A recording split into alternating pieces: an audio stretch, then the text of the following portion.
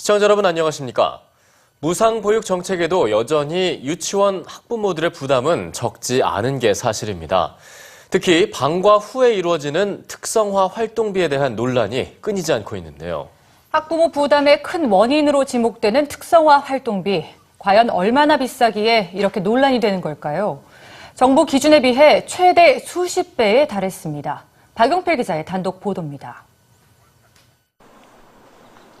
서울의 한 사립 유치원. 방과 후 진행되는 특성화 활동비를 문의했습니다. 주 1시간당 3만 원에서 4만 원. 일주일에 4일을 할 경우 20만 원 가까이 부담해야 합니다. 4만 원을 다 보면 한 16만 원 정도가 나온다. 이렇게 이해하시면 되겠죠. 근데 이제 금액을 선택한 과목에 따라 다르기 때문에요. 특성화 활동은 유치원 정규 과정 이후 원생들에게 언어나 과학, 예체능 등을 가르치는 것입니다.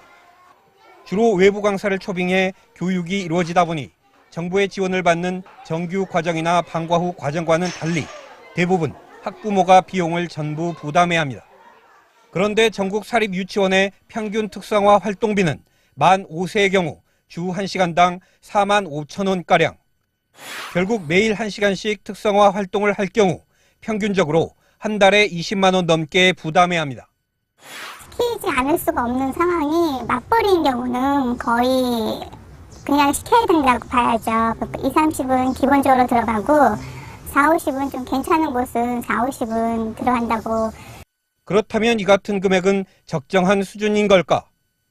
교육부가 올 초 전국 유치원에 내려보낸 특성화 활동비 기준 금액입니다. 전국의 특성화 프로그램 업체들을 조사해 산출한 이 금액 기준에 따르면 체육이나 음악 과목의 경우 주 1시간 기준 원화 한 명당 적정 가격은 6천 원. 매일 1시간씩 한다 해도 3만 원이면 충분합니다. 결국 평균으로만 따져봐도 적정 금액보다 최대 7배 이상 비싼 셈입니다. 이처럼 정부가 조사한 적정 금액과 실제 활동비의 차이가 적지 않음에도 현재로서는 딱히 대책이 없는 실정입니다. 적정 금액을 강제할 법적 장치가 없기 때문입니다. 어린이집의 경우 영유아 보육법에 적용을 받아 시도지사가 특별활동비의 상한액이나마 정할 수 있습니다. 하지만 유치원에 적용되는 유아교육법 상에는 이 같은 규정마저 없습니다.